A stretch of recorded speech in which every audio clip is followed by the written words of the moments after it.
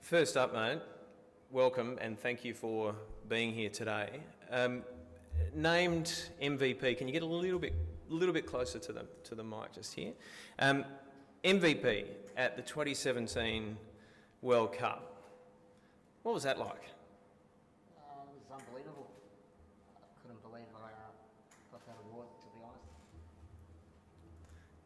How did it make you feel? Cheers, thanks. Yeah. Obviously the heart was racing at that time and I was having dinner and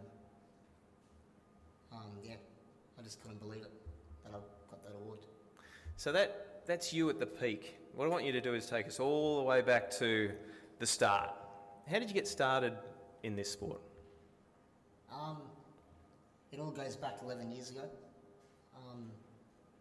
When I was playing other sports like wheelchair hockey and wheelchair rugby league. And yeah, one afternoon, after those other sports that I was playing at that time, Matt Cross, the president of our sport, rocked up with a giant soccer ball, 3 times bigger than the original soccer ball. And I said, what the hell are we doing with that? And he said, you're gonna play wheelchair soccer, Powerchair football. I said, well, how are we gonna maneuver the ball? We'll tip out of our chairs. And he said, no, just be patient. We'll get some equipment and all that stuff. And here we are, playing in chairs that are designed for that sport. The rest is history. What does it mean to you? I mean, don't mean playing at an elite level, because obviously that's special for everyone, but the sport itself and the freedom that it provides, what does it mean to you? I think it changes you as a person, and I speak for every player that plays this game, the game we love, obviously. I'm a rugby league head, to be honest with you, and playing Powerchair football, not 11 years ago you turn around and go, oh yeah, I'll start liking football more than rugby league. It doesn't go like that. You got to play it for a while, and you have to love what you do and love the sport, especially when that ball hits your chair. Obviously, you can't physically feel it though, but you can hear the sound of it, and it sounds funny because, able-bodied don't play the sport. I understand that, but the players do feel the ball hitting the chairs, and yeah, it means a lot. I breathe the sport. I bleed the sport, so I can, I could have said it ages ago, but I can say I love the game. So it's doing me great. So the chair is almost like an extension of you, really. Pretty much, it's attached to our body.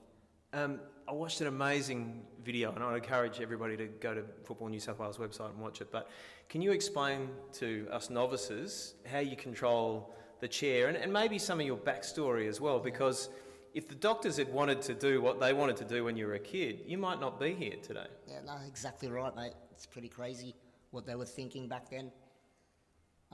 Obviously, it was when I was a very young age where I couldn't say Google Gaga.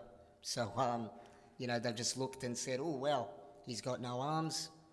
They've looked at Mum and said, all right, cool, we're going to straighten up his feet because his feet are on an angle. And Mum's like, no, you're not. You're going to leave him the way he is. And they thought my mum was crazy. They wanted to take her to a mental ward and all that stuff. And Mum obviously waited until I was mature enough to understand the story when I was younger. So thanks to Mum, obviously, of who I am today and how I live life. Going back to my feet, I've got 4 toes on my right and 5 toes on my left. My left foot operates the chair. I can operate it with both feet, but the left foot does everything with the chair. You do everything with your feet, don't you? I eat with my feet. I pick my nose with my feet. And I operate the phone with my feet. Not all at once, hopefully. And you mentioned your mum, and I know that she's a great motivation for everything you do. Your mum and your family. How important, with that in mind, will it be to actually play at an elite level on home soil in front of friends, family, your mum, everyone who's helped you to get where you are today? I think bless everyone and bless this world. It will be a dream come true for mum to, and just me coming from a Lebanese background as an Australian Lebanese person. I am fully Australian, yes, but my heritage is from Lebanon, and to have my family there, it's going to be absolutely nuts. I cannot wait for 2022. Can't come quick enough. And what about when you all get together and you get on the court, what do we expect? Because you've done that progression over the last couple of World Cups has been massive. What are we going to see next year? We'll have to wait and see, I guess. But it's not all about me. It's about the lads as well. It's a team sport, and that's what's changed me as a person.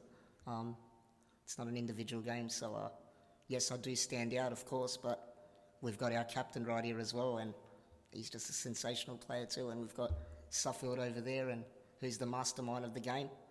So I'm just like the missile. They send me off, and I'm gone. I'll do the mission.